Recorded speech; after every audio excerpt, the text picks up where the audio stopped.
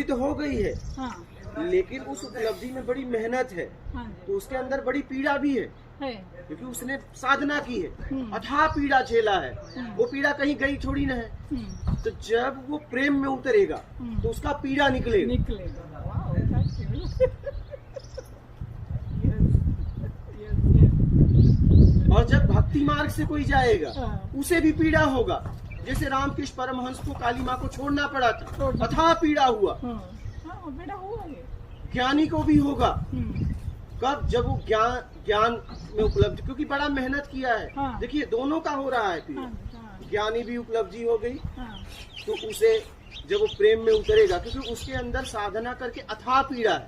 अथाह मतलब अथाह, साधना में अथाह पीड़ाएं होती है, अथाह अपमान होता है, वो उसके अंदर भरा है। वो कब उतरेगा?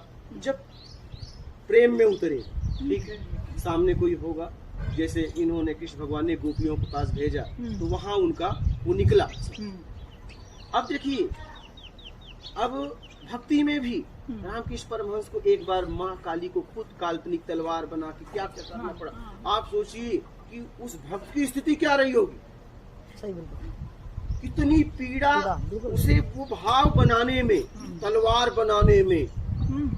खुद ही मर गया होगा। मतलब सही है। अरे अपने इष्ट को अब काटना है, सही। ये साधारण बात हो सकती है क्या? और वो कह रहा है कि मुझे कोई गुरु नहीं चाहिए, मेरी माँ के अलावा मुझे सृष्टि में कुछ नहीं चाहिए। अब उसे काल्पनिक तलवार बना के उस प्रतिमा को काटना आप साधारण बात समझते हो? पहले खुद ही मर गया होगा वो, उनको करने से पहले। अथाह पीड़ा होती है। पीड़ा दोनों को होती है, साधक को भी होती है उपलब्धि के बाद जब प्रेम में उतरता है, और भक्त को भी होती है जब इष्ट को छोड़ना पड़ता है, क्योंकि उपलब्धि नहीं होगी। सही है।